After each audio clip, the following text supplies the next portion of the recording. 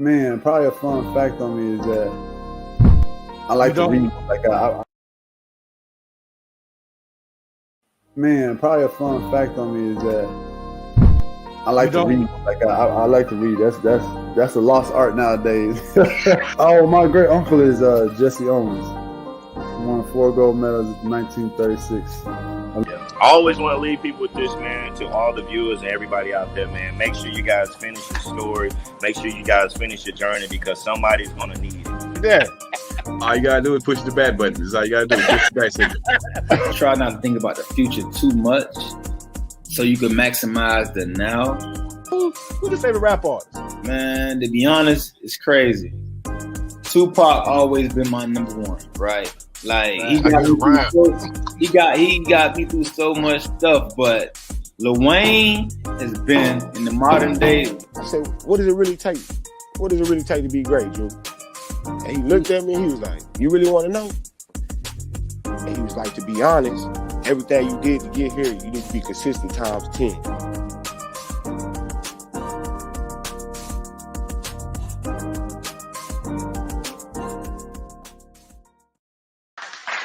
Man, what's up? What's everybody out there doing today? Welcome to Monday night Playcall sheet, as we always do it, off-season edition. Man, hope they had a great weekend. I know we did. Got some hot fire topics for y'all tonight. We're going to do a damn thing like we always do. But, man, we got to get the crew up in here first. We got to get them, I'm going to cue them up this time. I kind of hung them out the last time. But we're going to do it right this time, man. Let's get my man, Jake, from State Farm up in his bad boy. What's happening? Hey, what is up? Yeah, I got queued up this time. You know, we started spring training this weekend. Blue Jays are looking strong as ever. I cannot wait. Got more spring training coming. Let's go. Man, I love baseball. Absolutely. I'm there with you, man. Hope I can get some opening day tickets myself. Oh, absolutely. Opening day in Cincinnati is something crazy, but I wish I loved the Reds like everyone in this city does, but I don't because I don't like disappointment. Fair enough, man. Let's get the crew up in here, man. Let's get my man, Meta. Why? What's up, man? Yes, sir. My favorite sounds, man. Nah, I'm playing, man. It's your man, T. Watt, a.k.a. Meta. We out here tonight, man. Hope you guys are having a great start to your day. And as Jamie said, man, great start to y'all's weeks. Sure. Man, we got I think we got one more. We got 4 wheels tonight. We balanced up in this bad boy, man. Hey. His eyes may be glued to that green team tonight, man. But we gonna bring him in. Man. you know this thing going for him right now. My guy Willie in the building. What's going on with you? Brand. Y'all know what time it is. Trill Will, the All-Pro. All-Pro up here. All-Pro, man. First team on defense. Remember? Tony Allen screaming that. What's up, fellas? How y'all doing tonight, man? Good, man. Can't complain. You know, another day. What y'all do this weekend, man? I know what I do. What did I do? I forget. I started packing because I might have to move. Okay. Yeah. Jamie, don't bet for them guys. You know what I'm saying? Told you. I would have told you earlier, man, go to the Knicks, man, but I haven't picked my hands on no betting in a low. So, yeah, man, I watched some sporting events this weekend. You know, which was great to me. I see some great college basketball action. You know, good NBA action throughout the weekend. For people not mentioning it no more, but everybody was mentioning it. Jake Paul finally lost to Tommy Fury. You know, and that fight in itself was something that I watched all of it. You know, nothing to say about it. You know what I'm saying? So shout out to that. You know, and Bodu Jack, man. You know, becoming the first Muslim. You know what I'm saying? And win the cruiserweight title. You know, so that's the weekend. Yeah, man. My weekend was either uneventful or eventful. I kind of stayed in, spent some family time, but we checked out the Xavier game Friday. Didn't go because, you know, it was at Seton Hall, but that would have been cool to go there, though. But they it wasn't against Seton Hall. Who was it against? I don't remember, but they blew them out, and it was awesome. Saturday, watched Brendan Allen put on a clinic against the guy he faced and choked him out and everything. That was cool. Tatiana Suarez came back after almost a 4-year hiatus. Great seeing her back. She went up a division, and she won by chokeout too. It was a day for the rear nakeds this weekend. And then, like Tu said, I didn't buy the pay-per-view, but I still was able to find a way to watch it, if you know what I mean. And oh yeah, everybody. I would say Tommy Fury did exactly what he should have done, and you know he put on a clinic. I believe. I don't think it should have been a split decision, but it was as entertaining as it could have been. But yeah, it was a sports-filled weekend, and as I said in the intro, gotta love baseball's back. Got to watch a couple spring training games, couple of walk-off home runs. I like it. Yeah, and that is as much as we're gonna do about spring training baseball. That season's long enough. All right. Right. First of all, if that's the case, then Jamie, I'm gonna kindly ask you to stop betting on my guys. Yeah. Tell her, don't bet on the Celtics. They ruin you every time. That's a sign. For you and I's sake, enough. Oh man. But nah, man, I moved the couch this weekend. I moved the couch while the Fury fight was on. I watched some of it, but it wasn't as interesting. I feel like the Bodak fight was more interesting. Yeah, the Bodak fight was definitely that was awesome, man. The only way a Paul fight is going to be interesting is if he knocks somebody out or gets knocked out. Nobody wants to see him go to decision. So nobody. So like, I'm glad they're going to get a rematch. I'm not one of those who's rooting for him to lose. I just root for him to get knocked clear out or him to knock somebody clear out. That's the only way I care about that fight. The guy that should have knocked him out was Woodley. I can't believe that didn't happen. Yeah, Woodley got a nice hefty check for not knocking him out. Right. But I digress. Get it clunky, man. Let's do that damn thing. Luke Cage. Hey, by the way, I don't mean to backtrack, but Will, I 100% agree with you. Instead of a month of spring training, how about 2 weeks? All right, anyway, back to the main topic. It's hardly the problem in a 162-game season. Cut the games back. Who cares? It's already a long enough. Man, people think hockey's a long season. Watch the MLB year round. You only get like 2 or 3 months off. Come on now. You don't need 162. Do about 148, 146, and everyone's still happy. Yeah. So speaking of happy, I know we have some Commander fans in the group, and they probably ready to get Carson Wentz got cut today. It saved $26 million, but that wasn't the news for them today. The news for them was they actually have somebody put a bid in for them. The Houston Rockets owner, Tillman Fertitta, placed a bid on the Commanders worth $5.5 billion. That would break the record for franchise, I believe. That beats the Broncos out of what they just sold for? I don't know exactly, but I remember the 6 number was going to break a record, so I'm pretty sure. I feel like 5.5 is got to. Yeah, I think the 4. I think that Broncos in the 4 is like 485, maybe. I don't remember. Let's see, who is it? Yeah, it looks like they're not going to move Justin from what I'm seeing. I guess anything could change, but it does not appear like they're moving Fields. They're talking about moving that pick now. So Denver, Rob Walton purchased the Broncos for $4.6 million. Yeah, so that was close. 5-5 will be a new record. Man, and Snyder paid $800 million for that team. So he made a profit, even though he can force that. Yeah, every single time they flip a franchise, they make money. No one's ever lost money selling a franchise, I don't think. No, they'll make their money back no matter what. Flip it. Flip the hell out of it, man. Yeah, but if you flip a place, aren't you supposed to leave it better than when you got it? No, supposed to get money, get out. No, because in this world right now, the way the world's going and the economy's going, man, you get your hands on something and you crisp it up yourself. That's kind of the norm nowadays, and then pursue, buyers and things of that such. Pretty interesting here. To be fair, they're a quarterback away. It's probably better than when he got it. So the only thing I'm a little confused about though is isn't the Rockets like the worst team in the NBA right now? So do you really want to? I mean, they don't care when they sell it, but as a fan of Washington, wouldn't you hate to get another sports franchise owner who's already bad at what he's doing to get another guy to be worse with you? Well, it depends on how you look at that. The Rockets are only bad due to the fact that they actually built a legitimate team.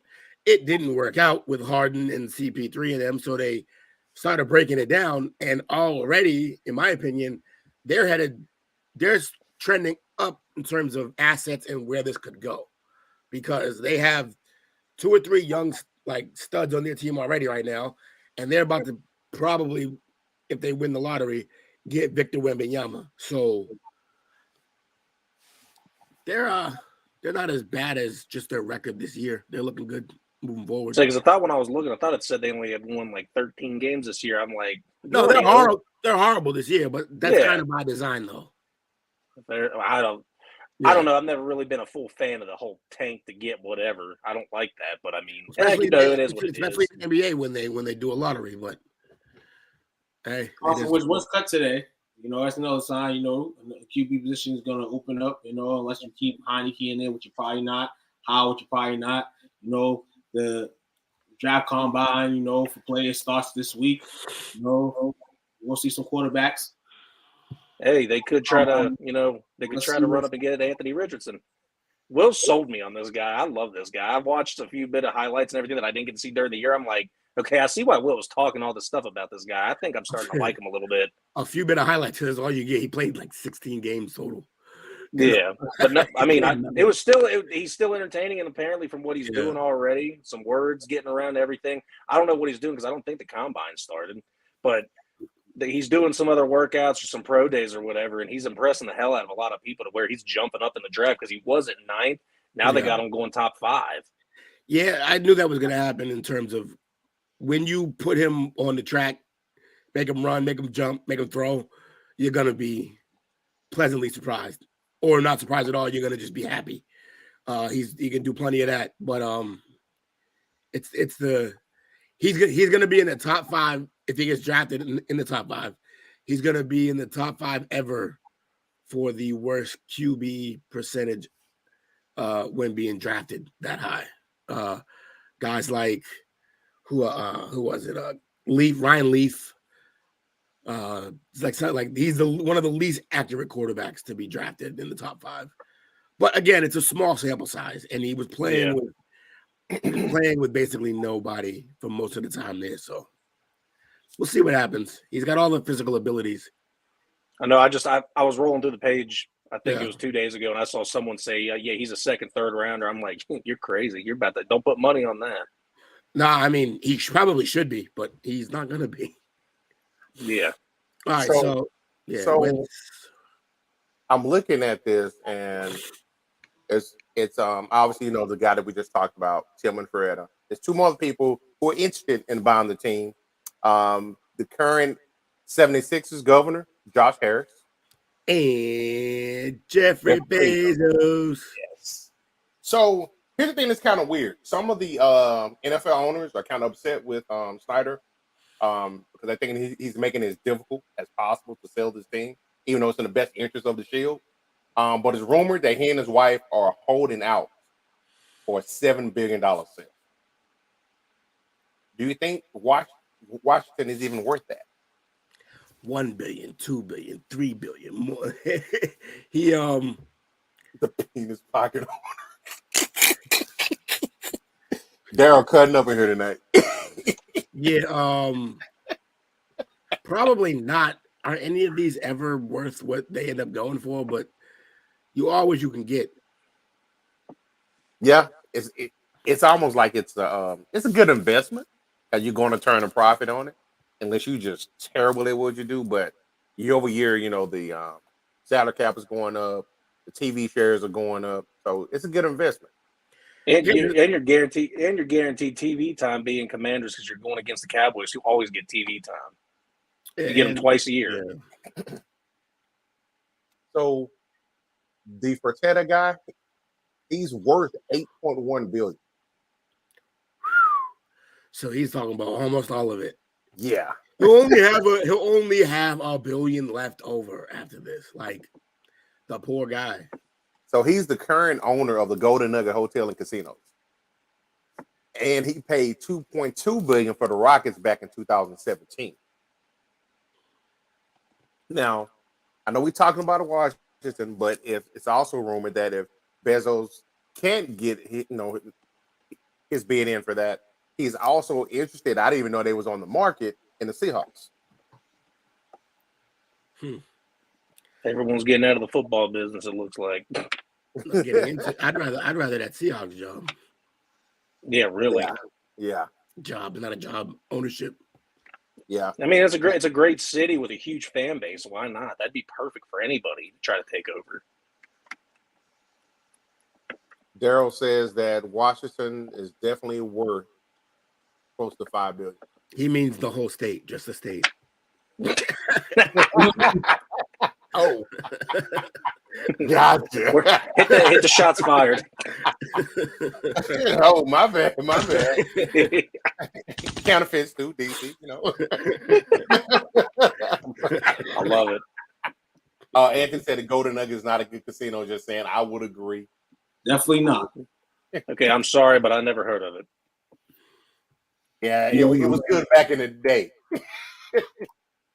Been a while. Once upon a time. Once upon a time. You know what I'm saying? But yeah, man, back to you guys probably entertaining me to regards to the other two people that want to bid for the Commanders. Jeff Bezos is getting the X sign from Daniel Snyder. You know what I'm saying? The whole Washington doesn't want Bezos to bid. I guess there's something in regards to the scandal, and he posted it in the Washington Post. And it's got Snyder in a frenzy in regards to potentially giving him the bid, because this was the guy that for about a month or two was the guy on Main Prince, along with Jay-Z and some other guys. So it's definitely interesting, where this is going. I see like the Houston Rockets guys probably just like somebody probably in Snyder's camp, you know what I'm saying? And he's just like, I'll just give it to you then. I'll give it to you, anybody but you, Bezos. And it's a weird situation. But like you said, man, any NFL team that's on the market, people are going to be interested in. It doesn't matter about how bad they play, how good they play. And at the end of the day, may they get the best possible, owner or person that wants to bid. It's like, no, I want Snyder to stay. I'm heartbroken, man. I want Snyder to stay. I was expecting that. You want Snyder to stay. Only because we know they ain't going to win the division. Oh, man. So, with Bezos there, they'll be in tip-top shape. Right. Yeah. Kind of like, what was the guys who bought the Clippers? He's part owner of Ballmer. Yeah. So, the red-faced giant. That made me go nuts. So it's something we can follow. We see how it shows up. Hopefully, it ends soon. Snyder is being forced out. He embarrassed them. You know how it goes. Sexual harassment, culture. Yes, we are Anthony Price. We all talk about the Golden Nugget in Vegas. At least that's what I'm talking about. I know you are too. Gambling. So speaking of the Seattle Seahawks, their former quarterback, let Russ cook. Had a little bit of some shots fired at him over the weekend when a report came out that he wanted Carroll and Snyder, an executive, fired in Seattle. Did he overstep his boundaries, or you think there was something that was warranted with him being the franchise quarterback at the time? He took a shot and he failed. It happens like Miserably. You thought you was bigger than your boss, and you was not. I did say when this first came up, I felt like if he had tried this a little earlier in his run, maybe it happened, maybe it works, but it became clear that his whole success was because of Pete. Yeah. So that wasn't going to play. So he tried. I'm gonna go ahead and call it. Y'all know I've said it before on here many times. At one point in time, he's my favorite quarterback in the NFL. This past season, drastically changed that. Yeah, but it even got worse today when I heard some more stuff that came out. His locker room antics. Yeah, weird. Very weird. Brett Favre on the Jets-ish. Yeah, and he even demanded an office on the second floor of the facility. And talk about I gotta open door policy, but like for the rest of you normies, you can come to my office like on the second floor. He's a weird dude. It turned out to be some real odd. The franchise really did all that for him. Or I mean, he thought of things like, but it's ridiculous. It's not wrong. It's ridiculous. Sure is. Yeah, I mean, you could blame Sierra. You could blame this big head that became Russell Wilson, and I'm gonna just keep it at that. The head became big. When you wanted all this, you wanted to fire a head coach that you had success with. You guys both had success with. It should never come down to that. There may be stuff in the media circling and all that, but hence, Tom Brady and Bill Belichick, they never let that hint. Hey, for people in the media thinking that they was at odds, what happens after Tom Brady retires? One of the first people he goes see is Coach Bill Belichick. You know what I'm saying? So this situation turned, and it was simply because of Russ, man. I mean, Pete has been humble. Pete Carroll has been humble, matter of circumstances, and I'm surprised that it went along like that for him. And Seattle was able to do all that. I'm happy that Seattle, ended that reign, let him go to Denver, and they can, start fresh. I was kind of heated when I heard that. Like, Russ, damn, that kind of threw you down point-wise. You shaved yourself some points, because Pete's a cool dude. I mean, everybody on the screen can appreciate Pete Carroll. Yep. There's no hatred on Pete Carroll. There might be some coaches that were like, he's a player's coach, man. Yeah, for sure. He's not one of those guys. And if you a cooperative guy with Pete Carroll, then who can you be cooperative with? You know what's worse than not being a humble QB and being this big old diva QB is pretending you weren't that. Yeah. And like hiding that for years behind Go Hawks and all of this facade that he had. That's why it's even worse when, like, if we find this out about like Aaron Rodgers, everybody's like, yeah, that makes that checks out. We all would have bought stock in that years ago. But like when you find it out about Russ, it's like, bro, you act like a whole new, like, different person. Like, he's Sam L in the house in Django, bro. Like that, it's not good, man. It's not good. It's a bad look. It's a bad look for that brother right now. Sean Payton's problem now. Well, that's my next question. Yeah. Who's going to crash and burn first? Because I've already seen, a couple of videos where Payton was like, private coaches, we ain't doing that here. He already drew the line in the sand. Everything that he likes to do, he cut off day one. Like at the press conference, he cut off. So, and we're talking about who crashes and burns first between Peyton and Wilson. Yeah. Wilson already crashed. Yeah, that's true. That's true. He's gonna have to. He is literally on fire as we speak. So I say Russell. He's cast away right now. Yeah. He's Tom Hanks on that island. Yeah. I definitely say Russell, man. And I would say because of this. We keep mentioning Sierra. That's a good lineup. He been mentioning Sierra for some reason. And Sierra, when Russell Wilson was running his end with the Seahawks, and it was turns where he was going, Sierra kind of wanted to dictate where he was going. Kind of wanted to go New York, big market. So when he went to Denver, I was kind of like, is this like Tom Brady's where it's like I'm just gonna go for me and worry about myself? So I have to think about a few things here. If he is gone and crashes and burns, where will he end up? Because he's gonna end up in a different situation. He's still gonna be an NFL QB. And will Sierra finally get her wish, and he goes, to a market, or if he even has a chance to go into a big market anymore with these antics that he's pulling. Story's gonna be interesting. You got me thinking. Where's it gonna end up? That is a good question. Now, hold on a minute. I actually really want to think about this one. Buccaneers. He ain't taking long, huh? And I'm just trying to think of anyone who needs a quarterback, and I don't see him fitting in Houston. I don't see him fitting in with the Giants when Daniel Jones ends up leaving because he ain't going to get the money he does not deserve. So I'm thinking, Buccaneers makes sense because I don't like Kyle Trask that much. You know what's funny about this? All that y'all remember when Beast Mode came out after that Super Bowl, and he had said that he think Russ kind of pushed for them to pass at the goal line because he's trying to make it about him, and everybody was like, "Oh, not Russ, not Russ." I'm starting to see that now. He is kind of and like y'all said earlier, it's kind of sad because we know Aaron Rodgers. We know Deshaun Watson is Deshaun Watson. But at the end of the day, he always came off as this kind of corny good guy. It was all about the team, and now he looks like he's the ultimate diva. And yes, he's not been the same since Future busted on him, but also he ain't been the same since Slim Thug with him as well. When he told him, "You're not who you portraying to be." So shout out to Slim Thugger, man.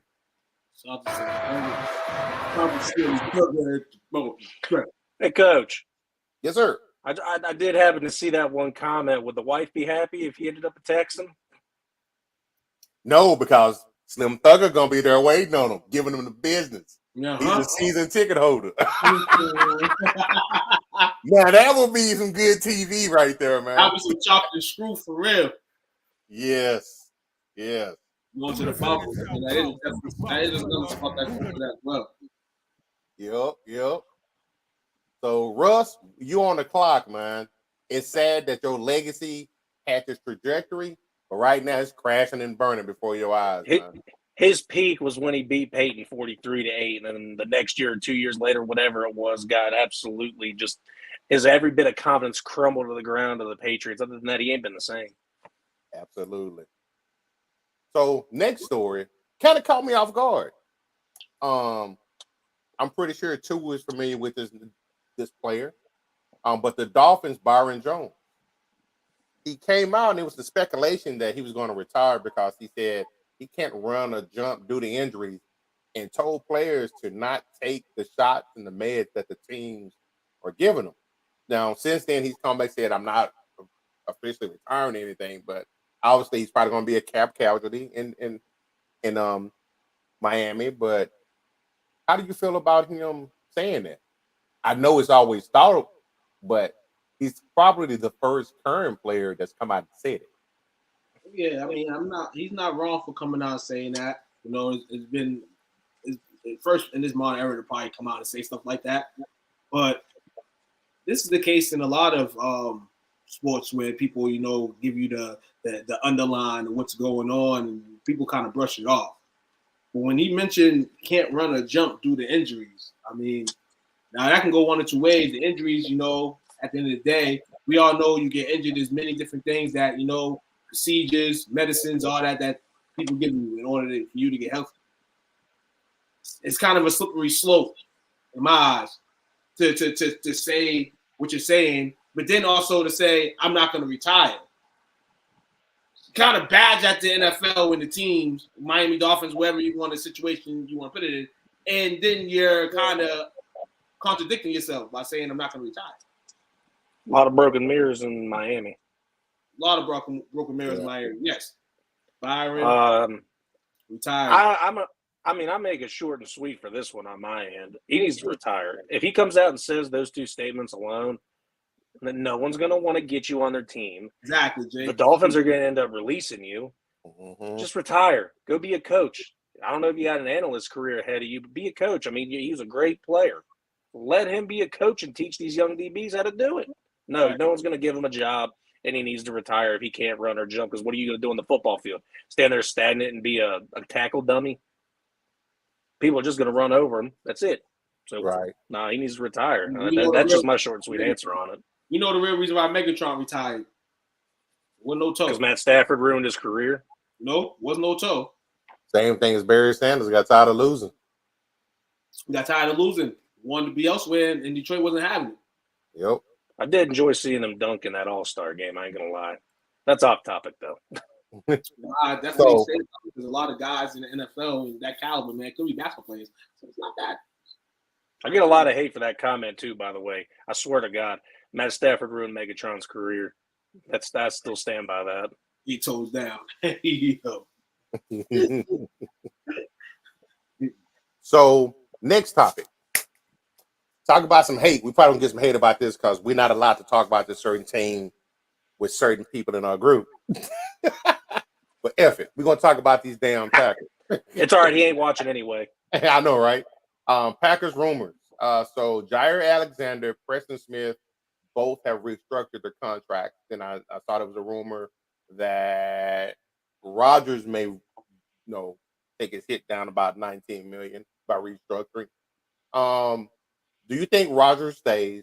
Do you think this is a move to eat his cap, or what do you think all this maneuvering is going on with it?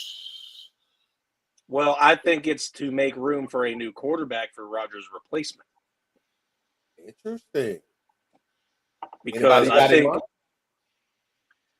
no, I don't. I really don't. But I do feel like that this is making room because I think that they know Rodgers is done, and he's either going to be in Oakland or he's going to be at the Jets.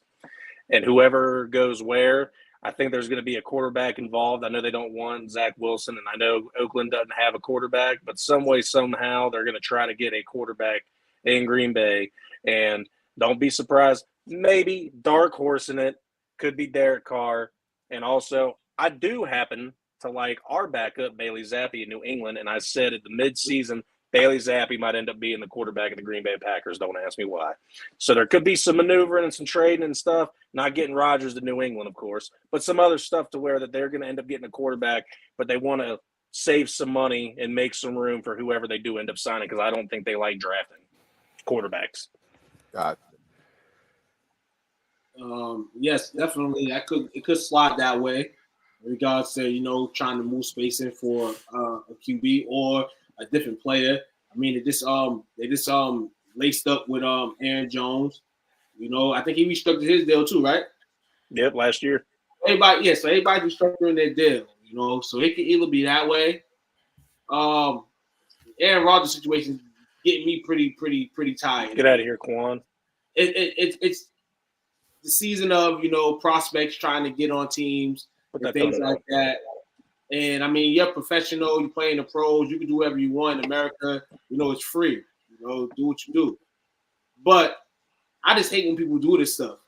Like, there's a whole draft coming up. There's guys that want to be moved. There's talk about being moved, and you over here stalling. Like, okay, you can do it because you're Aaron Rodgers, but it just gets tiring. It gets tiring. And one segment, make your decision and go with it. You had this team doing this last year, and all this for you to stay here. Dude, if you're going, go. You know what you want to do. Go. Does he though? He does. He does know what he wants to do. He wants to keep himself at that level, in terms of the media, and now it's gonna double now because Tom's not here no more. So, y'all think I'm going to be crazy, but I don't think Aaron Rodgers likes all the attention, which is why he went and did that 4-day hiatus. He was like, I'm sick of all these people in these reports. I'm going to go do my special concoction and get away. It got him more attention. But he didn't have to look at none of it. Nah, he loves attention. He loved the attention. As soon as he got out, they said it. They didn't even mention Jake Paul and Tommy Fury on the news station. They interviewing them all week. As soon as Aaron Rodgers got out, they announced Aaron Rodgers got the thing. Like, dude, he knows what he's doing. That man knows what he's doing. If you don't like attention as an NFL player, you don't tell people that you do ayahuasca retreats. Right. Yeah, you don't tell people that. Fair enough. We're going to see. If he stays, he is a $31 million cap hit? 31.6, something like that. He needs to restructure if he wants to win. That's what I'm saying. Everybody's restructuring. If he's not restructuring, and Jake led it to it before we even got to that part, it's like, what are you restructuring for, all these other guys? Maybe to go get Hopkins or something like that. He's not going to do it. It's the same guy that told what was the court? My man Greg Jennings fussed at him about getting his money, but soon as Jennings left, he turned around, he signed his extension, but he's telling him to take one for the team. Who on Aaron Rodgers, man? I wouldn't want to play with that dude. Nah. I'll do ayahuasca with him, but I ain't gonna play football with him. That's exactly why he's gonna be a Jet. People were saying this morning, even for people trying to potentially break the bank for him. Would you want to play for a guy that's like, hey, I'm not going to come in until August and this and that and mess up potentially what you have? I mean, the Jets haven't won a Super Bowl or anything. You know, with Aaron Rodgers, you know, your chances become better, but that doesn't mean you're guaranteed to get there. You know, yeah, so I don't like that. I don't like those gangrene assholes, but they're a quarterback away from being a halfway decent team because they got a good defense. They built up their line. They've got they got two great young receivers and a veteran, and all they don't really need a tight end because you got those receivers. They got Breece Hall. We got to see how he comes back. They're literally a quarterback away from being anywhere from a 10 to a 13 win team. I hate to admit it, but it's true. They'll kick a baby just to not play with Mike White and Zach Wilson anymore. So I'm sure they'll be pretty happy to get a guy like Aaron Rodgers, regardless of his eccentric ways. I like the baby comment. Hey man, he's throwing bombs and slaying moms. Don't get it twisted. Yeah, the only thing he's not doing is winning. Yeah, exactly. To answer your question, the Packers are $8 million, almost $9 million over the cap. And them restructuring probably because they got 3 key free agents coming up: Alan Lazard, Robert Tonyan, and Adrian Amos. And they kind of want to try to keep those guys. So you know who else has a huge contract? Relevant of him. Who is that? David Bakhtiari. He needs to restructure too. Yeah. If I'm the Packers, I missed most of the season last year. Yes, he's missed the last 2 seasons. He's been very, unhealthy. And I'm not talking about in the lineman way. Yeah, if I'm the Packers, I trade Aaron regardless. Bye, Diva. We did this already once with Brett. We don't gotta do this again. That's true. They haven't known they're not afraid to do it. I told everybody it was the same. People was laughing at me. You're funny. I said, you know it was. And nobody listened to me. I told him 0.5 rings is what he's gotten, and nobody listened to me. But we live on in this world. I'm wrong a lot of times, more than I'm right. So I'm just letting everybody know. I told you there was twins. They were twins. Yep. So last news topic of the night before our first break. Kawan, come defend your boy. So ESPN has reported that Lamar Jackson's camp denies rumors he asked the Ravens for a guaranteed contract. Y'all buying nope. That? I didn't get it out. Jake already said nope. And then bail because he knows what's up. Hold on. That Lamar Jackson didn't ask for a guaranteed deal? Yes. His camp is saying that he didn't ask for a guaranteed contract. No. Now maybe Lamar didn't ask for XXX money and guarantee money, but yeah, you definitely ask for some guarantee money if you're Lamar Jackson. So I don't know which way this is going at all because that just sounds crazy. Your camp didn't ask for this is the National Football League. You are trying to get as much guarantee as you can to stabilize the castle. And there's no way that is happening. Now, XXX dollars, we've been hearing, Lamar wants Kyler Murray money. He wants Deshaun Watson money. Now, that's probably cap, what they're saying on TV about that. But obviously, hell no. He asked for guaranteed money. We just don't know how much guaranteed. So according to Stephen A., he says he's talked to his camp and he dispelled it, saying that he was assured that he is not seeking a fully guaranteed deal. Obviously, it can be the team playing politics out in the public. But he says, I was connected to Lamar Jackson's camp yesterday, and I was absolutely, emphatically assured Lamar Jackson has never asked for a fully guaranteed deal. They have never asked for a fully guaranteed contract, and the number that the Baltimore Ravens stopped at was the $133 million guaranteed.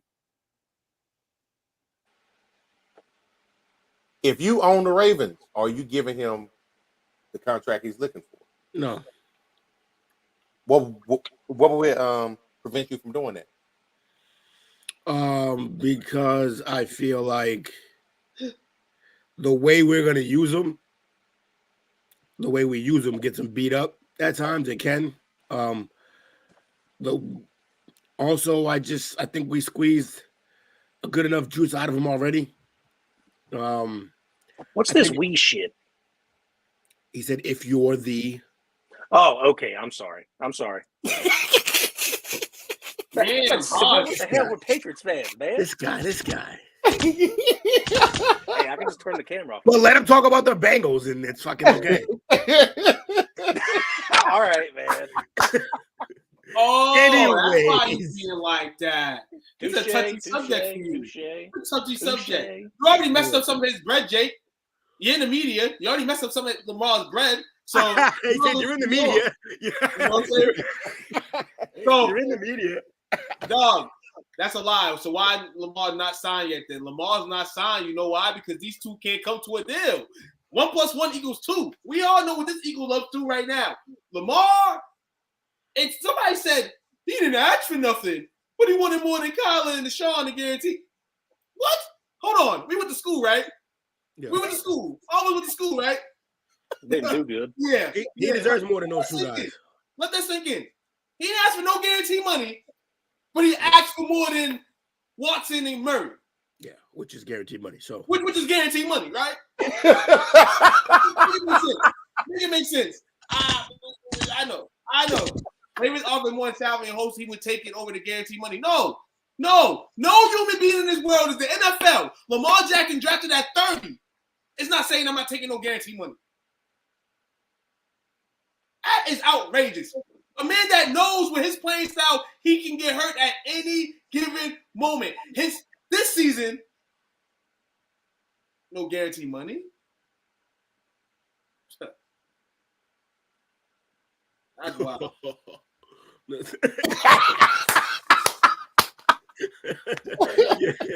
I mean, I just heard Will saying this wee stuff. I missed that last part of Coach's question. It's okay. Don't worry. Calm down. Right. It's all good fun. They got to move him. Just mad because never mind. They got to move him. They should move him. This is the way he got to go, man. He got to go float and flirt somewhere else. If Lamar goes and flirts somewhere else, and things of that nature, then this becomes interesting. Then we really see what he's doing. No, because they're okay, bye. Like they're gonna be, they don't care. I think they got to move him. I think they can get more by moving him. Yeah. I think if man, he going to Atlanta. I wonder if they call the Bears and say you want to swap quarterbacks. What happens? If he calls who? If he calls the Bears and say you want to swap quarterbacks, I wonder what the Bears say. The Bears probably say nah, because we got ours on the rookie deal, and we can sell ours, and we can draft another one on a rookie deal. We gotta pay yours. So I'm be real with you. Atlanta would take it though. Chicago they love football up there in Chicago, but they need somebody to market that fucking bull crap team, man. And I mean, it would make sense to go after a guy. And I said Lamar, his next move will probably be in a big market. I've been saying New York, but if Chicago's being thrown in there, I gotta say Chicago may be a good spot for them. If they can go get picks back, and they're trying to stock their team up, you know what I'm saying? And why not get draft picks in collateral, for a guy that's at least proven, Justin Fields, you still feel he's still a project. Lamar ain't no project. So sign and trade. No. Sign and trade. Sorry. Giants sign and trade. Jones. I mean Danny Dimes. Yeah, Danny Dimes look like a Ravens top quarterback. Yo, Dable would run over a petting zoo driving him to the airport. I'm telling you. Like nobody worried with Justin Fields. I agree with Fields is a better QB on that QB one. than Lamar. You got any opinion? I'm not gonna sit here and say you don't have an opinion. You have your opinion. We seen the guys last year. We seen a couple games, and you're like, okay, it's the Bears, but if you're really looking between the lines, maybe it's a situation. And he's announced that he doesn't really like the situation in Chicago. He doesn't like the cold. He's said things like this, Justin Fields. So you see the production, and you're still blaming the Bears for it? Or are we gonna start blaming Justin Fields too? No, stop the Bears. Trash line, no wide outs. No wide outs, no nothing. Trash line. No, like trash line and all that. No, trash line and all that. Besides all that. Put Dakota there. They're terrible. No, a lot of trash lines and all that stuff. Not like that. Not with trash lines and weapons. I'm not saying blame Justin Fields 100%. Not at all. He's not sitting here with a blanket, nap time. No, nothing to blame him for. What do you blame? So what's the flaw then? What's his problem? What? If you're gonna blame for something, what is it? Hold on. We've seen QBs get drafted to bad spots and make their pave and pave their way. I'm not listening to all that. I'm not listening to all that. Bears not trying to win, man. They're not trying to win, bro. They're not putting nothing on the field. You know why? They're trying to trade the first overall pick away, and they're not trying to win. Yeah, okay. They're trying to lose. Here's my thing. Every time Fields bringing it week after week after week, how many times do we see him on his back and his lineman coming to help him off the ground? Yeah. Why don't you block it? Yeah, but you're right there. You're the wrong guy. It's a bad look. The thing I get at, there's some teams that just can't develop QBs. And if we're going to say Chicago's one of those, okay, cool. So go get a veteran that at least knows the game, so you got an offensive line, this guy's going to maneuver that. Lamar has been in the league for so long, he's been able to maneuver and do things of that caliber with no plays, whatever the case is. Chicago's not a good spot for draftees to go. If Chicago's trying to get rid of their pick, that means they're giving up on developing a QB. Beat Denver in the past. Beat the Colts. Get advantage. Go get somebody, tape it up and glue it up. If they give it up the first overall pick, it's because they're getting assets to build the team. Yeah, and that you can build a team. You can go get a mid-level QB, free agency or whatever. You can think about what you want to do now, and there's other drafts coming up. So along with that draft capital, you can wait a few years if you want to go back into this draft pool and go get a QB. Okay, go get them. It really don't matter who they have behind QB if they're not going to put weapons in a line out there. We're sitting here. Chicago was a team that was in playoff boundaries and decent. They're going through the trenches right now. Everybody goes through this. So what I'm saying is they're going to stack their team up with draft picks. Why not give up the draft pick if you're going to get collateral for it and build your team? Let's see what you had in 2-3 years. Like we all know right now, we know they suck. But they have to build. We shouting at the Detroit Lions. Woo, woo, woo. How bad have they been for years? Like, yeah, you're changing the whole topic, though. The topic is where we started is this Fields' fault? No, it's not. The bottom line. Everywhere you went is fine and true, but the bottom line is it's not Fields' fault. Nothing wrong. He's not doing nothing wrong. We'll see what team rolls the dice and go grab him. But it doesn't seem like anybody's interested in him right now. Oh, plenty interested. They're not interested in trading him because he's good. If they were interested in trading him, if he goes to Miami, he's balling. Oh my God, Eaton. That'd be dangerous. We'll see, man. We'll see. They'll be like, Tua who? Ooh. I got a lot of praise on his Buckeye, man. Good player. Yeah. That was a shot at me. Y'all ready for first break tonight, gentlemen? Yes, we are. We're ready. No, the Lions took years to draft capital and all that stuff. It finally became. Jaquan's sick of getting toasted. We ready for break? Please, y'all guys watch football just like me, right? Y'all watch football just like me, right? Come on. Maybe you need some glasses to watch with. Yes, y'all do. Why you keep topping out? We be back by 15, 20. Y'all hold on to your butt. We order this. Y'all killing me. That was good with the people. It's Montreal McNeander, NFL linebacker for the Cleveland Browns and Grambling alumni. I had to come through today.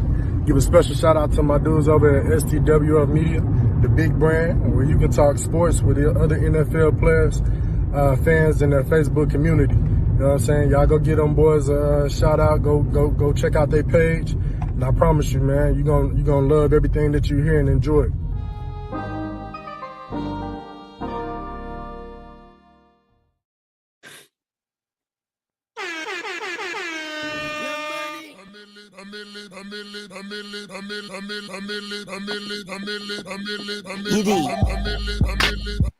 Gates keep getting flagged up. Welcome back to the Playcall Sheet off-season edition. Y'all hanging out with the parlay. Appreciate y'all. So obviously, last week, we're taking this journey, building up to the draft, which we're going to have draft coverage. Don't throw that out there. But last week we had the NFC West. This week we're going to take a deep look at the AFC West for as our divisional offseason review. First up, we talked about them already kind of extensively tonight in their quarterback and their coach, obviously the Denver Broncos. That's right. So five sneaky good NFL free agents that the Broncos must sign. I don't like this one because I want them here. But number 5, Darren Payne. Mm-hmm. That works for him. Yeah. Number 4, Fletcher Cox. You got anything left in the tank? Yeah, it seems like Denver the place to go when you're getting old on defense. No fact. That's definitely a fact. Right on the money. Number 3, McCole Hardman. I don't like this one because they are loaded at weapons at wideout. They already have a guy like him too in KJ Hamler, so I don't see why they would go out and get McCole Hardman. My question is beat the slot maybe. That's KJ though. Do you think they shop any of these wide receivers? Maybe Sutton. I don't know when his contract's up. Maybe it's now. Cortland. I mean, maybe Sutton. You got to ride with Judy. You drafted him high, so I'd say the other way around. I think Judy has a better capital that you get for him, and he did not have a great year last year. Well, no one had a great year last year. It's the Broncos. Judy picked it up as the year went. Yeah, Judy had the better season. Steadle, you know what I'm saying? Yeah. He started seeing Judy pop out on the field, but he had some injuries, you know what I'm saying? Not to mention that if Russ likes any of those wideouts, it's Judy. Yeah, definitely. So, definitely got to keep him. Sutton is staying there because if he leaves, he's a $25 million cap hit. So Sutton and Judy stay, huh? Yep.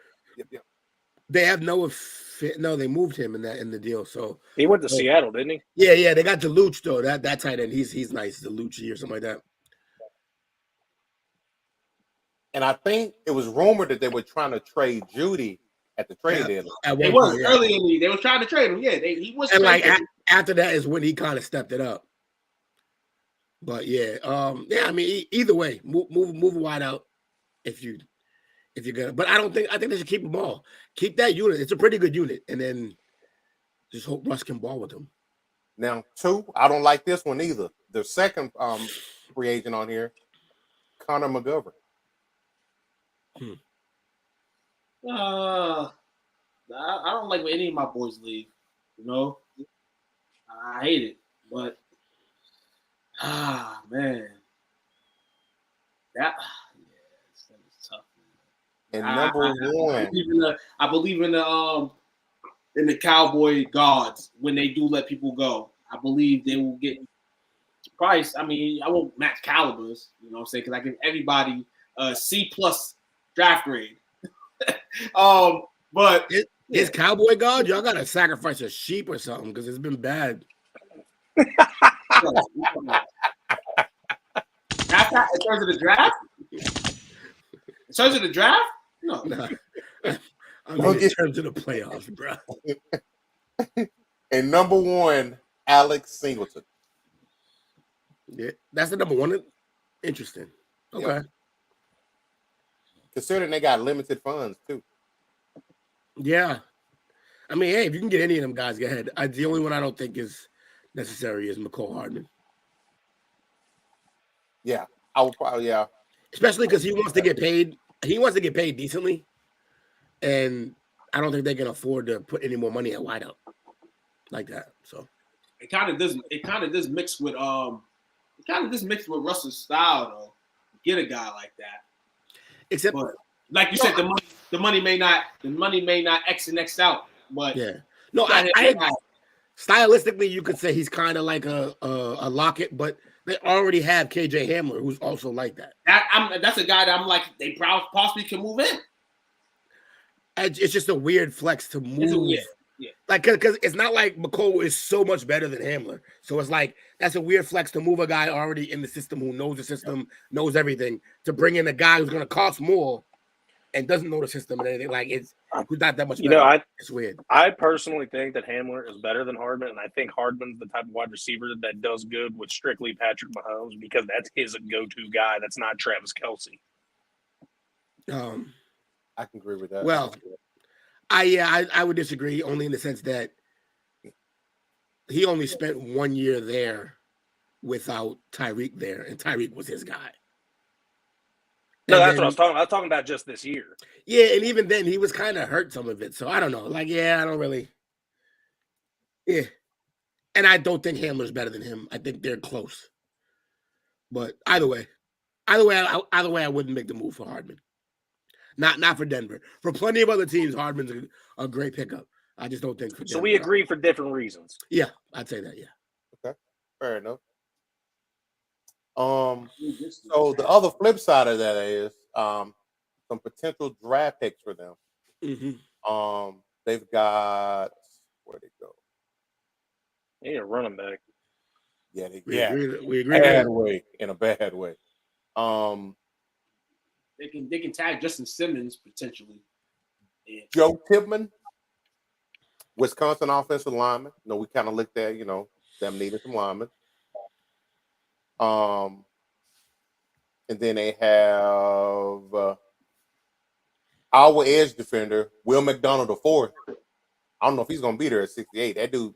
Yeah, he's got some talent to get up that line. So yeah, I can see him going in second round, not third round. Do they not have a first pick this year?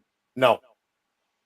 So there's no chance they could get. There's no chance they could get that running back that you guys have been talking about from Texas. Bijan Robinson. No, I doubt it. The first pick is number 67 from the Colts. Yeah, they're screwed. Bijan. The only reason Bijan won't be a first round like top 20 pick is because his 40 time isn't going to be great. But everything else is amazing. And then third, they had what's the guy in it? No, they just have those two. Thought I had three. So they only have two picks. Yeah. Damn. They need to do an offensive lineman and someone on defense, in my opinion, because their offensive line, they're going to get Garrett Bowles back, which is going to be a big help because he's been out for the whole season because he got the knee injury. Get another lineman in there that can do something at 60. Oh, he's having trouble today. I didn't know what happened there. Are we good? Yeah, I hear you now. All right, cool. I don't know what just happened. I saw everyone, I saw Will. That it was it. That's a sad, scary moment. You said it was the 67th. Yes, they got 67 and 68 picks. So that's like the third round. I don't know if you can get a good defensive lineman or a good offensive lineman there. You might get to be able to sneak one because Cole Strange was supposed to be a 5th, 6th round pick or something, and Patriots picked him up in the first round. He worked out great. So, I mean, you could try for it and get lucky. Yeah, I think they're in a good spot for what they want and what they need. It's only the third round, only so many people get drafted. I feel like they should be able to do what they got. They kind of knew what situation they was going to be in, and I mean, this is something that they've probably been prospecting and watching for months now. You know, in terms of what position they want, and I think they'll get their guy or two. Or two. It's only two. They only got 2 picks. Yep, guy two. Either both smash, both. Yeah. I keep trying to check the score on the Celtics game. See what's AP, going on. I know that your boy. I heard they got enough hustle Bezos over at Marcy. You know what I'm saying? For Celtics fans that can't get back. You know what I'm saying? To the team tonight. I'm only a Celtics fan when Jamie has a bet. So maybe you're the problem. Stop it. No, we're both the problem at that point. So are they winning though? I don't know. They're on a break. Our second team, we got the Kansas City Chiefs, defending Super Bowl champs. So 4 bold predictions for them for their offseason. Number 4, they trade away their first round pick, which is number 32. Sorry. Yeah, 30. No, we're actually 31 because Miami doesn't have a first round pick. That pick's like the easiest pick to get rid of just because someone's going to want it if you don't want to use it. You usually just trade back a few spots. Yeah. Next, they have Chris Jones restructures his deal. Oh, that's a legend. That's perfect. They needed that. 100%. So, yes. So y'all do that? A restructure? Yeah, hell yeah. It's the heart of your defense. It's your whole goddamn defense.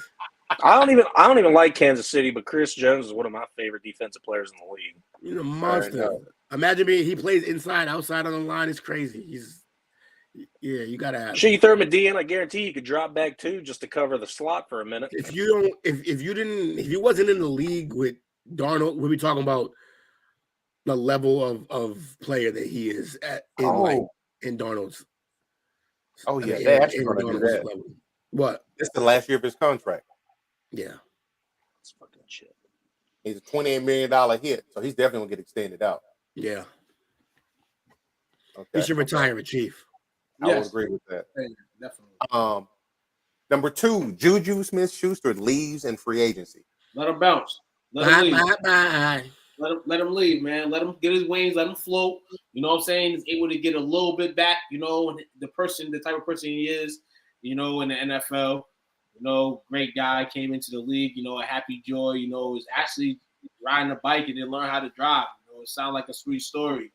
In between all that, you know, Antonio Brown cursed him a bit, and he ended up back in good graces with Patrick Mahomes and the Chiefs. So let that man fly. Hopefully, nothing happens to him in the situation. It's kind of like he's learned how to ride a bike again. You got the trainer wheels off. Now you know you're a big guy, Juju. So hopefully you act like a big kid, a grown man, a veteran on your next trip, because team's gonna need you for the money they're gonna spend on you. Right. Let him TikTok dance his way to Dallas. Nope, we're good. Number 1, Orlando Brown Jr. re-signs with the Chiefs. Gotta sign him. He's only 26. Gotta sign him. OBJ could be that type of guy to go through. He could be. I don't know. Like I said, I feel like OBJ needs to retire. Yes, retire or show what he really is. Because now it's like, what do you really have? You can't play the league like you did last year. You can't do that. It's not gonna happen this year. No way, no how. It's gonna be a lot more free agents. You know what I'm saying? Riding that whole stuff. But I'm Orlando. Yeah, give him the cream, man. Chiefs, man. So we agree on 2 of those moves. Actually, all those moves we agree. Yeah, I agree with all those moves as well. So looking at the draft, they have for round 1. If they do decide to take it, Lucas Van Ness, the edge from Iowa. Okay. Number 2, round 2, 64 overall, Anton Harrison, offensive tackle from Oklahoma. That's a just in case Orlando Brown don't get signed. Yep. And then round 3, number 96 overall, Keanu Benton, interior D lineman for Wisconsin. Trying to get the defense. Wait, did you say offense? Interior Defensive defensive lineman. Okay, there we go. Yeah, trying to make that defensive line younger. It's not a bad idea with the aging D line they got. And to have Chris Jones still there to help teach them and give them a little bit of extra knowledge to how to do that, that's a great move. Yeah, because other than that, I'm sorry, go ahead. Do not sleep. They will either via trade or free agent market or the draft. They will go and find another weapon. They always do. They're going to get somebody else. Especially with Juju leaving, they're not gonna just rest on Kelsey and Tony and Scantling. They're gonna find somebody. They always do. It's crazy. Well, I gotta give that dude his roses, man. That Tony move might have been one of the best moves they made last season. He made the biggest difference, and I still right now think that he should be Super Bowl MVP. Statistically, it wasn't crazy, but the moves the two plays that made the most plays. His touchdown and that kick return, those put them in the driving factors of him being able to be the MVP. I told people when it happened, it was a steal, absolute steal, 100% a steal. Okay. They didn't give up much for him either, did they? Almost nothing. Yeah. Next up, maybe 2 second team. The LA Chargers with Kellen Moore as offensive coordinator. That's your boy. 4 bold Charger predictions for 2023 offseason. Number 4, I think this has already happened, right? Keenan Allen and the Chargers part ways. Did they? Has not yet. Has not yet. Okay. I don't think so. Has not yet. Has not happened yet. You're getting to that point where people are releasing players. Maybe you'll hear his name in the next few days. They get rid of him. I want the Patriots to get him. For 4 games, all set. Now, this is weird. So, number 4 was release Keenan Allen. Number 3 is add a wide receiver in the draft. Yeah, that's counterproductive. No, it's not. Because one of them will play football. The other one is a helmet rack. Yeah. And there's a lot of wide receivers coming out in this draft. A lot of receivers moving out. You know what I'm saying? Yeah, Keenan's hurt every year. I love Keenan Allen when he first burst into the scene 2 years in a row, won me a fantasy league the first year and then got me in the championship the next year. And after that, I have been watching him wear nice suits to the games.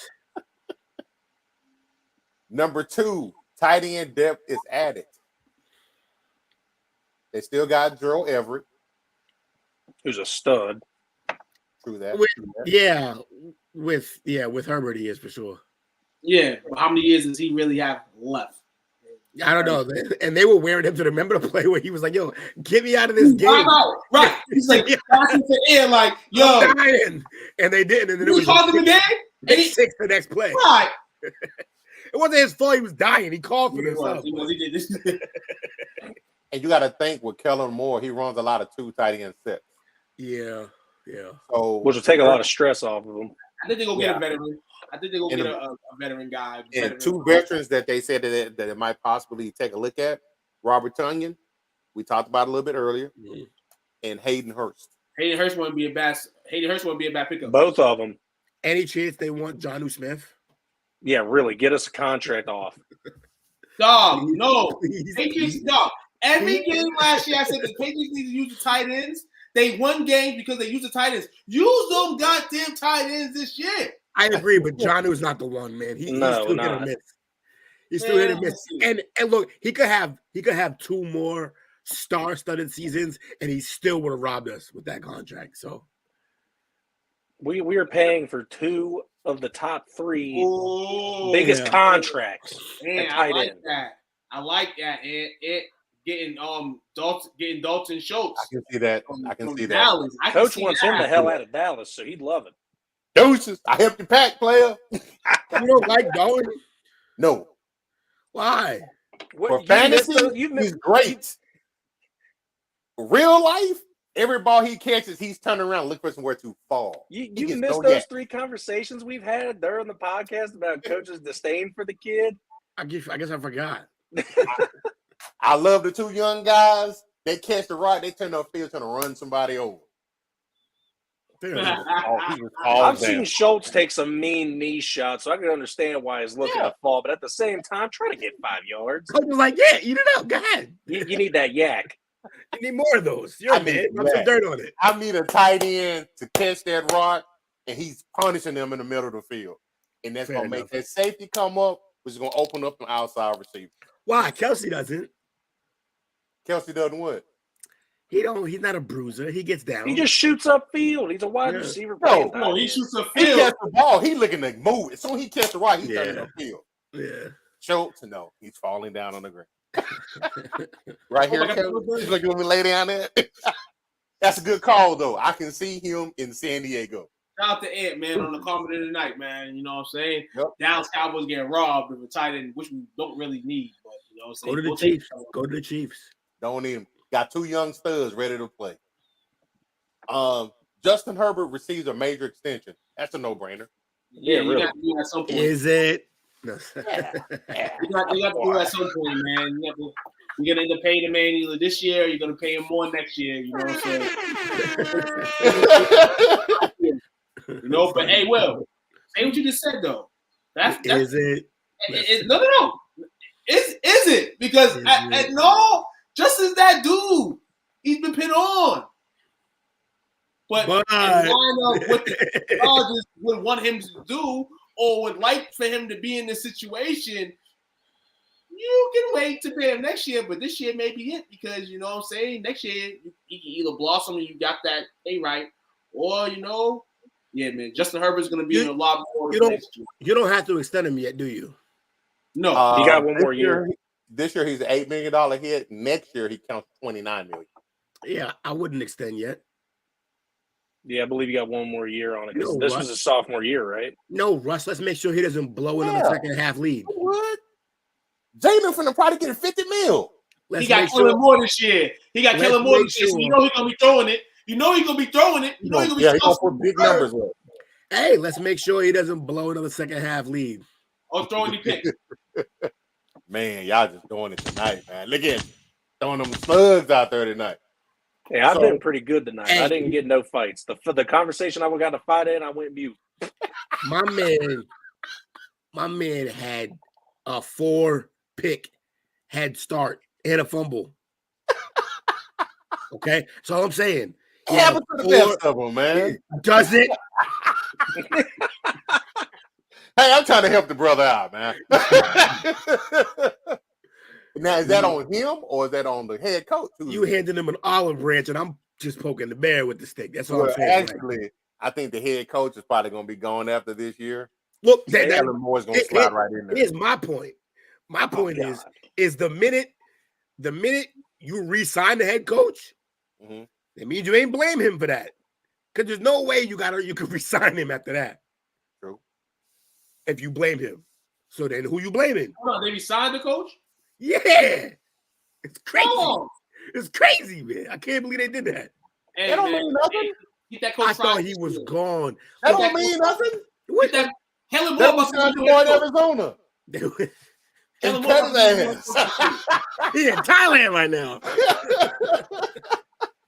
It don't matter.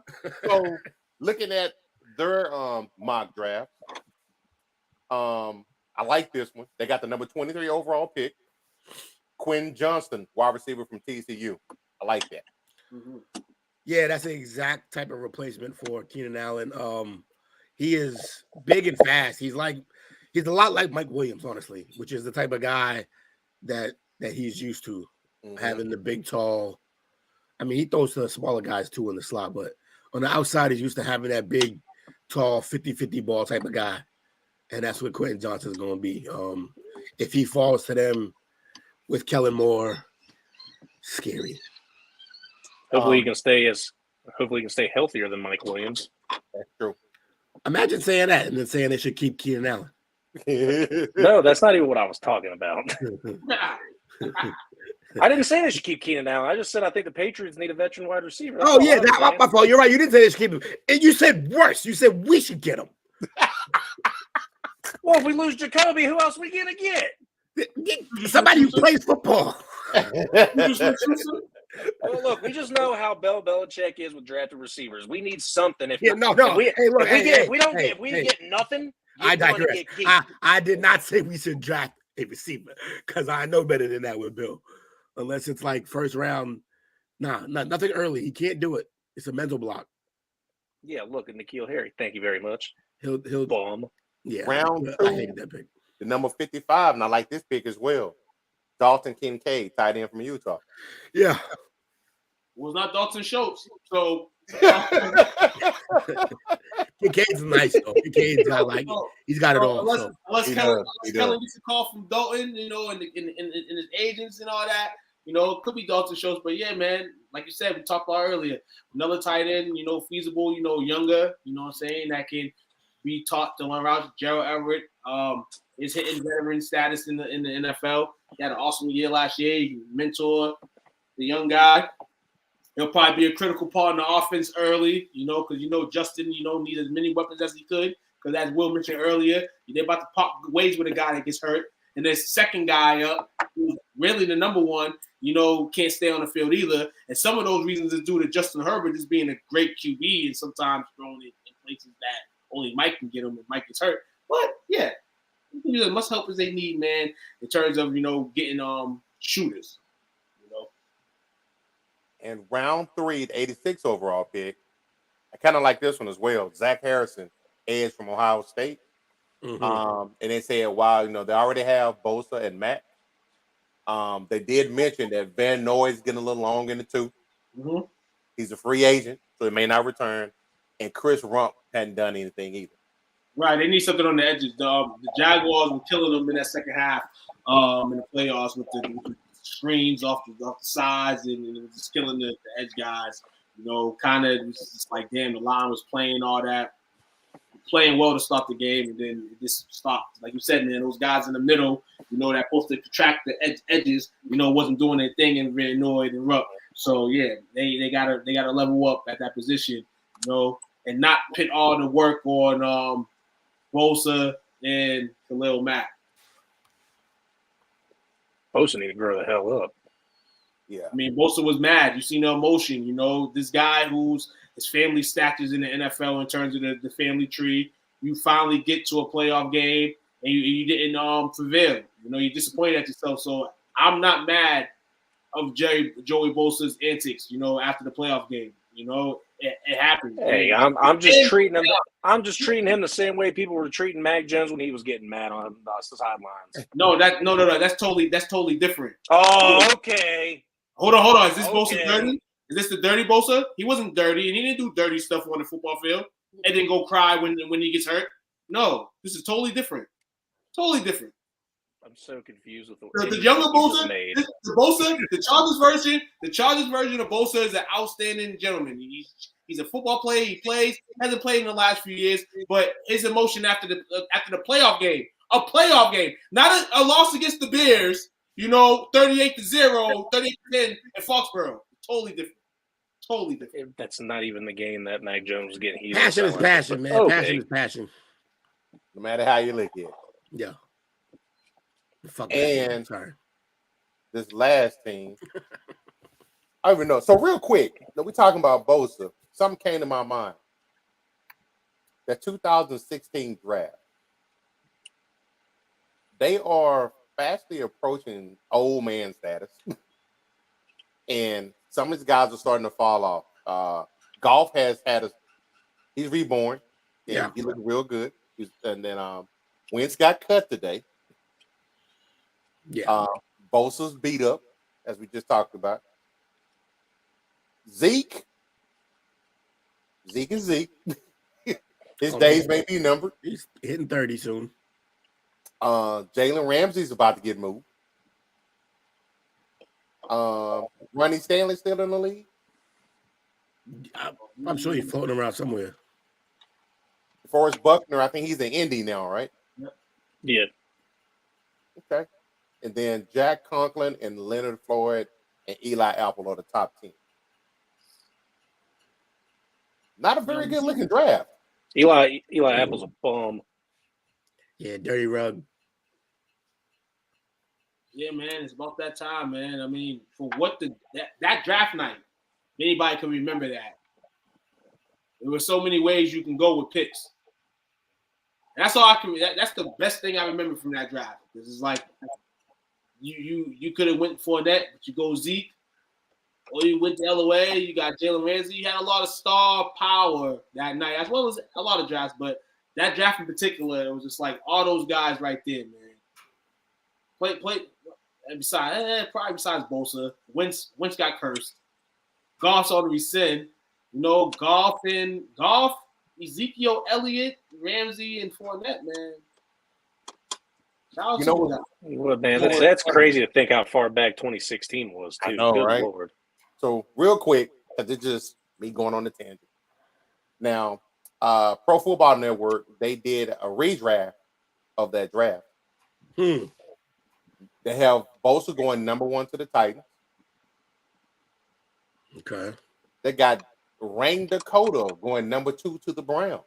Who? Dakota Prescott. That. Ronnie Stanley, number 3 to San Diego. Jalen Ramsey, number 4 to Dallas. Y'all have been better off. Ryan Kelly, number 5 to Jacksonville. Laramie Tunsil, number 6 to Baltimore. Carson Wentz, Still number top. 7 How? to San Francisco. How is he? So maybe they're basing the fact that before he got hurt, he had an MVP season going. They've got to. And then Zeke, number 8 to Philly. Gross. Tampa Bay, number 9, Xavier Howard. And number 10, the Giants and Jalen Smith. All right. Weird. Very weird. But it just proves this, what we're talking about, that 2015 draft was kind of lackluster. Meh, most definitely. So our last team, I was kind of putting them off. Well, that just fricked up her bit. You see Tatum get ejected? Yeah, on a night like this, of course he's gonna get ejected.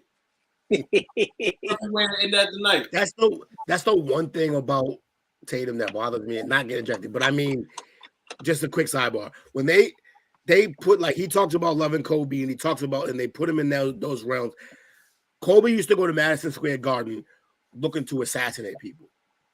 I don't see that in Tatum. He don't do that enough. Like in big arenas or big games and big moments, I want him to absolutely just go in there with no remorse at all. And sometimes he goes in there just chilling, and I don't like that. But moving forward. And this last team, like I say, I was kind of hoping we didn't have to talk about them, but we got to be fair. Oh, yeah, that's part of our job, bro. The Las Vegas Raiders. The Raiders. So for them, the 4 bowl offseason prediction. Number 4, re-signing Josh Jacobs. That do anything for y'all? So weird.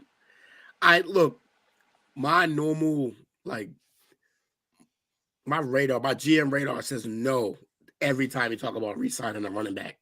Mm-hmm. Because you know that the last year of that second contract, maybe even last 2 years, he's probably not going to be the same. And unless the first 2 years of that contract, you're in a position to win it all. I just don't see it. That being said, you can't let him walk for free. So I think Josh Jacobs was a late bloomer. I still think he has a few, like, at least 5 to 6 good more years in him for sure. For me, that is a wild statement because I don't think any running back has 5 to 6 good years in them. Barely. I feel like most running backs these days, you get about 3 or 4 years. Yeah. But all right, even if he does have 4 more years in him, what are you willing to pay for a running back in this day and age? That's my question. Like, because can you sacrifice the money that you dump it into a running back? Definitely not whatever Joe Mixon got. Right, but see, it's funny because aside from this crazy 1 year that he had this year, very similar type of backs. Joe Mixon, you could even say, was better. And yet, when you paid him, how did it look out? How did it end up working? Who would you say is the best running back in the league right now? For my money, it's Chubb. Okay, so it's Mine's down. You're good. I saved you. What happened? I saved you. Don't even finish that sentence. What do you say? What's he going to say? Who are you going to say? Cook. Me or two? You, Jake. Dalvin Cook. My God, sir. Oh, you was gonna say he killed for fantasy this year. I love the guy. He's had 2 or 3 good years. I was gonna say crippled, man. He's hurt a lot. He's hurt often. Not this year. Chubb. I think he got hurt a little bit this year, but not long. I don't think he got hurt that long. I mean, Chubb was slipping towards the end of the year, though. Yeah, it's because he's carrying an entire franchise on his back. Why running? He was non-existent in the playoff game, right? Never mind. Last year they went to the playoffs. Never mind. He was non-existent in that playoff game, right? Dalvin Cook. The whole team was non-existent. I mean, you put in top running back status. If you make the playoffs, you at least got to show up. Yeah, well, in a big playoff game, the first position to go, if it's not working out, is a running back because you've been in the running game and start passing. So, yeah. And that's when you get stuck with Kirk Cousins trying to throw the ball. No, you wouldn't be stuck with Kirk Cousins throwing the ball all day if your running back gave you consistency. And you wouldn't have to throw the ball. You could run the ball if the defense didn't give up so many damn points. Your points, boy, get out. Which came first? How? Horse, what are we doing there? You better off saying Ramondre Stevenson was the best running back in the league. You had a better argument saying Ramondre Stevenson. Or David Harris. No. You talking about Dalvin Cook. It's Derrick Henry, Dalvin Cook, followed by Nick Chubb, and then it's really a toss-up for the rest. Chubb is definitely better than Cook. The reason why I asked that is Cook is the 4th highest paid running back. Henry is 5th. Chubb is 6th. Yeah, that's asinine. They paid him early. They knew what they were getting. They paid him early. They paid Cook early for this reason. Because it's about to be time up. You got Madison over there waiting the spot. I'm not listening to him. They know what he's talking about. He just don't want to say it. He's mentioning Cook to stand on his grave. He know Cook ain't no top 3 now. Cook had like one solid crazy season. If you think he's not. He's not. He's not. You're crazy. No, he's not. He's borderline. Hold on. For what we talk about Zeke, for what we say about Zeke, that we're not talking about the Cowboys, Skip Wall. That was Cook hitting that line. That was Cook hitting that line. Dalvin Cook's hitting that line. But get rid of Josh Jacobs. Let Josh Jacobs reign and get his money somewhere else. A few teams that would love a service. I'm sorry, Coach. Or Josh. Yeah, I don't have him as a top 3 back in the league. He's good. Definitely has something. He's good when healthy. Like that's the problem, though. When healthy, right? Come on, hold on. Bash me for years. We're talking about my man's who's playing. Can't be in the top 5. But we going Dalvin Cook in it. Come on. Talk about he had a mediocre year this year. Honestly, it's not great. His last year, 1,100 yards, 8 touchdowns. I'm sure he did something in the passing game too. But like, it's a far cry from when he was really killing in 20. 1,500 yards, 16 touchdowns. That's best back in the league numbers. That was 2 years ago. That's not now. So real quick, Jake, answer us know who your top 5 RBs are this season. Of this season? Mm-hmm. I mean, you gotta start with Cook because you said it already. So you gotta start with Cook. Because I said I don't know. Yeah, sure. We'll go ahead and put Cook at 1 just because I like the guy. No, I'm kidding. No, I put Cook 1 and then Derrick Henry, even though he was injured for most of the season, but he's still dominant. And also back into the season, McCaffrey for 3, and then you got to put Chubb in there. And I mean, might be just me liking the player. I'd still put Aaron Jones at 5. Okay. Interesting. And he's versatile because he can catch the ball in the backfield. And I think anybody that I put on that list other than McCaffrey can't do that.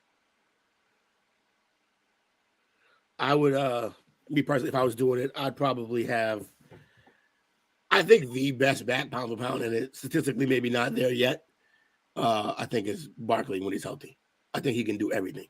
Right. I would have Jacobs right behind him, Henry, Chubb. Cook don't even make the top 5 list. Yeah, he's not top 5. I don't see how you cannot put him. He's there, not but all top right. 5. Not. That's funny. He really I'm is. not a Christian guy. Yeah. I'm You not want a to? Christian guy, but I'll pick Christian on that list. That's Cook. He had 30 more yards than Justin Fields. Who Dalvin Cook? Cook. Right. My man Zeke had almost 900 yards with a second running back running the core and 13 touchdowns compared to this dude Cook. Madison, he's about to take that spot soon. That's why they signed him early, man. We'll get back to this Cook stuff. Yeah. We'll get back to it. It's a nice little sidebar. It was funny. So we're talking about the Raiders to finish up our division discussion. We number 4 was we signed Josh Jacobs. Number 3, they just said draft the defense. They finished 26th in scoring last year. And they said that means the Raiders' day 2 and 3 draft picks will be defense focused. And who was the best running back this season? Statistically, Jacobs was. Jacobs was statistically the best back this year. Yeah, but he didn't. Yeah. And Jacobs, there's a reason why for Jacobs. People don't remember that this guy was literally on the hems of being cut last preseason. They were flooding running backs in because they didn't know if they was going to keep this guy. And this guy had a great year. But we have to remember, you have to go back to some years, guys. You have to go back. Well, no, I don't have to consider a franchise's mistake as a knock against him. Like So they it was might have saying- been ready to cut him, but that just means they were stupid. No, they was dumb as hell. So I'm just thinking of Yeah. in terms of that whole him signing somewhere and being the best. Like he didn't. They thought of that because he wasn't giving his best production. You know what I'm saying? And then he had some problems too off the field. You know, tons of players do. You know, but it was good for him to bounce back this year. But if he's not in anybody's top 5, then there's a reason. You know, everybody's up to their opinion, but there's definitely a strong opinion of why he isn't in the top 5. But you know, he picked the numbers up. He keeps it up next year. You know, he wouldn't have no problem. He'd be top 5 easily. Oh, so wait, back to that whole defensive point of this. They're saying that a priority is draft the whole defense, and I can see that. But right now, they don't have a quarterback. They completely banked on Aaron Rodgers being their quarterback next year. If not, they're riding with Stidham. They don't have anybody. That's number 2. Aaron Rodgers Raiders trade. Interesting. I mean, they must be relying on that, like Jay said, because I don't know what the alternative. And here's what they look like. It may look like. The Raiders trade the number 7 for this year, a 4th for this year, a conditional 4th for next year that could become a 2nd if the Raiders make the Super Bowl. I don't think that's enough to get Rodgers. I think it's too much. Really? He's 37 years old, man. He don't want to be there. He can walk away after this year. Right. If you know about all these, let's say Vegas, fair enough. We've seen the Rams do it already, you know, and getting Matthew Stafford, somebody low on the Have you seen the Suns do it soon? You know, I can see them, you know, you can even see Phoenix Suns, you know, we're going to get Kevin Durant, you know what I'm saying? There is things that you will do, you know, to bigger your market. I wouldn't be shocked if the Raiders went after Aaron Rodgers. Just for the strength of that. You know what I'm saying? Y'all some bad men. Because number 1 is speaking to what you're talking about too. The Raiders go all in on a 2-year run. Yeah, I mean, that seems more likely with the team that they have right now. They just ain't got the coach for it. You got to. You got to go on you got to go on the run. You got the big stadium opened up. You know, you're already disappointing the fans. You gotta do that. You gotta go roll. You gotta roll some dice potentially, and I like it for them because at the end of the day, they lost Vegas anyway. People still gonna go and shoot cracks there regardless. But the football team, dice. You know, so roll the dice. So for their draft, with the 7th, if they don't trade for Rodgers and they keep the 7th pick, they have them taking Anthony Richardson. My God. I know that's Will's guy. That's no, That's high for Richardson. And also, I can't imagine Josh McDaniels not having first-round Florida quarterback pick PTSD. Yeah, legit. He did this already once. It didn't go well. I thought Raiders would draft Levy. I just think they're going to go after somebody veteran. I think they're going to go after somebody. They have guys on the team, position guys, veterans, Waller. Trade number 7 for Dak Prescott so we can get C.J. Stroud since that's out there. You really want Stroud, huh? Nah, I don't. Okay, good. You just don't want I wasn't clapping for the Stroud pick. I was clapping for the get Dak out of town. No, when you start hating Dak, want them to keep Dak. Keep Dak. When you start hating Dak, keep them out of the Super Bowl. For me? No. We know about you. When you start hating Dak, we know about you. I don't hate Dak. I just don't think he's that good. I think he's all right. I'm talking about Jake. Best. No. What do you mean? I've been giving you shit about freaking Dak. I've been giving you shit about Dak for months. No. There's shit about Dak, but you know what I'm saying? The way he said, look, Lamar Jackson, Dak. What does Lamar Jackson got to do with anything in this conversation? No, I'm adding my list. I'm adding Dak on the list. Lamar Jackson, Dak. Okay. Those are the guys you despise. I don't think he hates Dak. I just think he I didn't say despise. Nah. He just don't like Lamar. He hates Lamar. Because he thinks he's overrated. Yeah. 100%. That opinion's overrated. Yeah, okay. Round number 2, anyway. With the 38th overall pick, DeJuan Jones, the tackle from Ohio State. They need line for sure.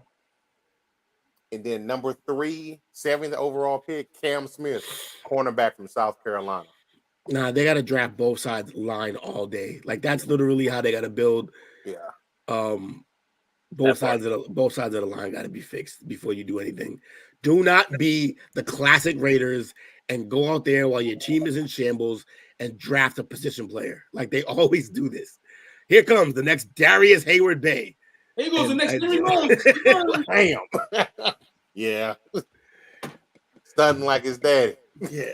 Johnny Lee Higgins. Let's go. Hey, man, this must be James right here, but all you go over to it. Hold up. That comment about Levis, the one that was just posted.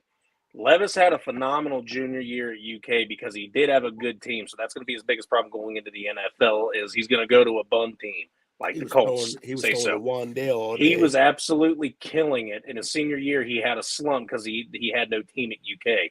All they got to do is build around him, and he could be a very good quarterback in the NFL. It's the same scheme that's worked in the NFL for years. Build around a guy, and you will be fine. Levis could be a very good quarterback. I don't think he's going to be a flop. I think he'll be around for a while. I don't know if that's James. It might be James, but James would have gave you like a whole rundown. He'd have gave you a whole rundown and backstory. So he's heavy into the draft. I'm trying to see if I can get him on as a guest for the draft show because that kid, that man's he's a savant when it comes to the draft. My man, like all of us watch and love the draft. We all can go about 1 or 2 or 3 rounds deep. James he's like plotting on 6th and 7th rounders. Oh, with Jamie called Levis. Jamie, why are you on this Facebook? I'm gonna be real with you, Jake. I'm gonna throw a shot at you. I would agree with Jamie's statement over yours in some aspects of sports. And I'll be real. It seems like she has some brains. I'm not saying you don't, but sometimes her brain. Those shots. I'll be real. Those shots fired are unwarranted, Coach. I can't say nothing about this because that's my damn wife. How am I supposed to come back to that? Those shots are unwarranted. Point at Coach. Shots unwarranted. And 2, low fucking blow. Low blow. Put him in a straight jacket. He put him in a straight jacket. That's crazy. Will, thank you for being the only one that not screw me over today.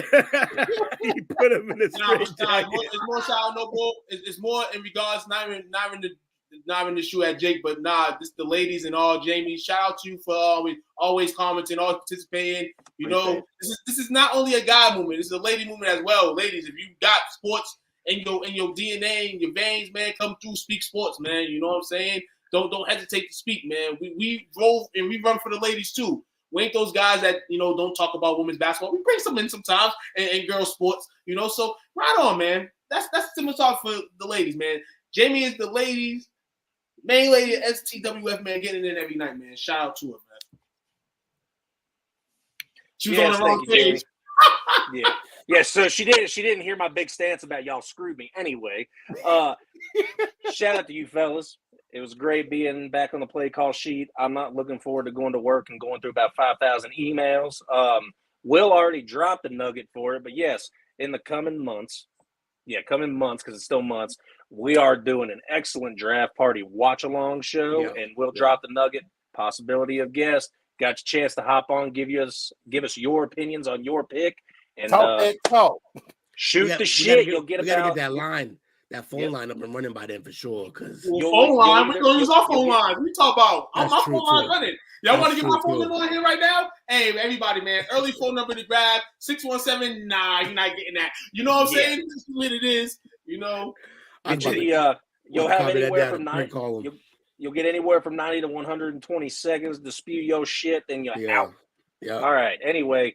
Yeah, I'm not looking forward to going back to work tonight, but you got to do it eventually, right? But those are all my shout-outs. Will, what you got? Hey, shout-out to the brand, man. Shout-out to you fellas. Always fun. We had another great show today. We were all over the place today, but it was fun. I like that. Little dysfunction in our ranks, and that's good sometimes. Man. Controlled chaos going on. Shout-out to everybody who joined. Like, share, subscribe, all of that good stuff. Man, yeah. Shout out to the brand, to the show. Hey, all dysfunction is function at the end of the night because it's full of wonderful definitely one way to put it. Shout out to you all tonight. I feel like the Gap sometimes, has this kind of, intrigue to be on. And that's the beauty of it. So keep bringing that, guys. Keep bringing the heat. One thing we always say before we go on shows and even, in meetings is being passionate, you know what I'm saying, and topic, all that stuff, you know what I'm saying? No matter what the subject is, whatever it is, do your homework and come to play. So shout out to everybody that tuned in tonight on this Monday night. If you're on the East Coast, Massachusetts preferably, hope you got against Cincinnati. And everybody stay warm if we do. It's supposed to be nasty out tomorrow, but and school's already canceled them hands. I gotta go to work like Jake. So, I'll be living the reality trail. But shout out again. Be safe, my brother. Shout out to you fellas, man. Y'all be careful with that weather up there. As always, shout out to Jamie, Daryl, Bobby, Anthony, Kawan, Shotty, Kane, and Unc. We appreciate y'all hanging out with us tonight. It's always fun, man. Just cause football is on a temporary hiatus for the NFL don't mean we ain't got nothing to talk about. We're gonna keep it going. Tonight was definitely fun. It was a little bit of dysfunction, but hey, it all comes back full circle. Make sure y'all tune in tomorrow. Have a fire show for y'all with the chop up. Hang out with the parlay and your boys. We appreciate y'all. Thank y'all very much. Have a good night. Appreciate it. Absolutely. And Jake, good you going to work tonight so you ain't got to sleep on the couch, bro. Yeah. Thank y'all very much, bro. Start them out. Hey. I got to take care of my boy, still getting a hug and kiss goodbye. I'm going to be real. After what I said tonight, Jake's going to get a lot of love because she's going to appreciate the love that she's getting from the brand. So, Jake, you might be good tonight. Don't couch. You might be in waterbed when you get home. The waterbed. Shout out to you Blue Jays, man. Let's go Rangers. Peace out. Let's go.